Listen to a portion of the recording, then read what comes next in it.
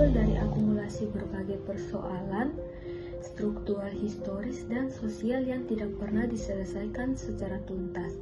Peristiwa baru seperti kerusuhan saat pemakaman Lukas NMB dan kematian Daud Beno hanyalah puncak gunung es dari konflik panjang antara masyarakat Papua, aparat keamanan, dan kelompok bersenjata.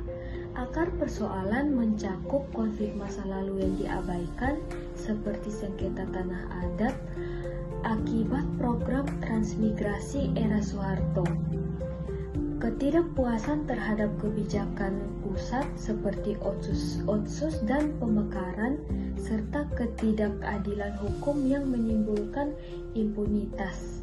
Banyaknya pelanggaran HAM yang tidak dituntaskan, sehingga membuat kepercayaan masyarakat Papua terhadap pemerintahan pusat terus menurun. Pendekatan keamanan yang dominan dan pemberitaan media yang tidak berimbang juga memperburuk keadaan.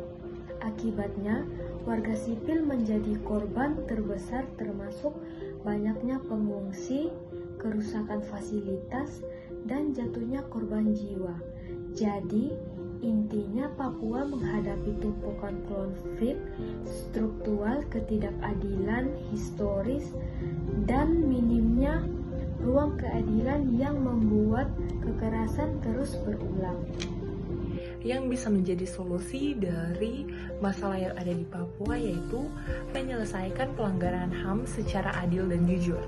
Banyak orang Papua merasa mereka tidak percaya dan tidak dilindungi oleh pemerintah karena kasus-kasus lama yang tidak benar-benar diselesaikan. Jika pemerintah berani mengusut setiap kasus tanpa memandang siapapun, maka kepercayaan masyarakat bisa tumbuh kembali. Masyarakat juga perlu dilibatkan agar proses itu benar-benar adil. Selain itu, dialog damai juga perlu untuk dibangun secara sungguh-sungguh. Selama ini banyak yang membicarakan tentang Papua, tetapi tidak semuanya didengar. Pemerintah, tokoh adat, gereja, perempuan muda, bahkan kelompok-kelompok yang berada dalam pandangan politik harus duduk bersama.